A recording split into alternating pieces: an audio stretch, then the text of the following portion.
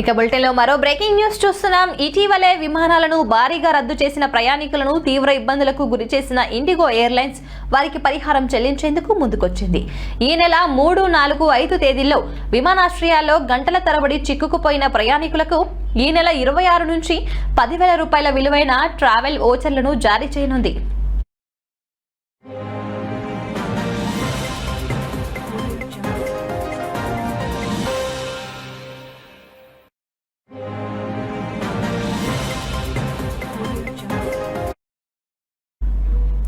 ఇక ప్రభుత్వ నిబంధనల ప్రకారం చెల్లించాల్సిన 5,000 నుంచి 10,000 రూపాయల పరిహారాన్ని ఇది అదనం.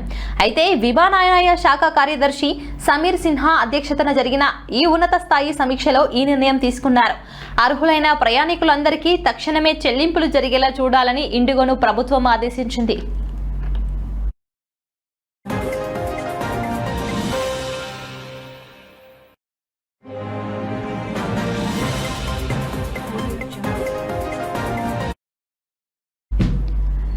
ఇక ఇండిగో వెబ్సైట్లో టికెట్లు బుక్ చేసుకున్న వారికి వారం రోజుల్లోగా చెల్లింపులు ప్రారంభించాలని సమావేశంలో నిర్ణయించారు.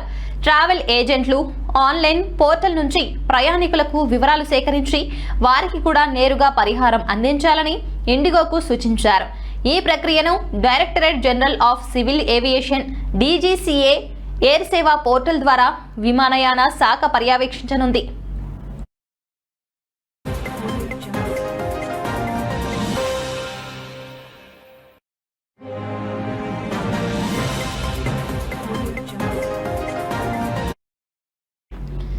ఇక రద్దయిన విమానాలకు సంబంధించి ఇండిగో రిఫండ్లు ప్రారంభించినప్పటికీ ఆన్లైన్ ట్రావెల్ ఏజెన్సీల ద్వారా బుక్ చేసుకున్న చాలా మందికి ఇంకా డబ్బులు అందలేదని తెలుస్తోంది.